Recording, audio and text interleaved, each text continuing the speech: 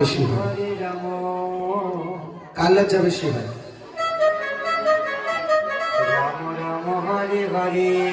হ্যাঁ, একটা আইবুড়ো মেয়ে যার বিয়ে হয়নি সেই মেয়েটার লজ্জা বেশি হয় না বিবাহিত রমণীর লজ্জা বেশি হয়?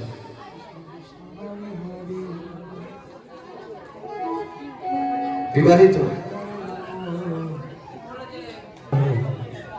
সেই মেয়েটা যখন মানুষ হয় সকলের সম্মুখে, অর্থাৎ মেয়েটা তাদের দেখে অত লজ্জা প্রকাশ করে না, কিন্তু দেখুন সেই মেয়েটাই যখন বিয়ের পর পরস্থানে যায়, বড় জায়গায় যায়, কাউকে কিন্তু সে চেনে না।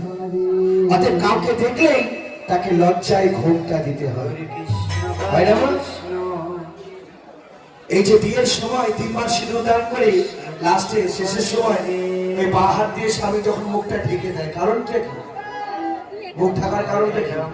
আমি তোমার মাথায় এই কাপড় দিলাম,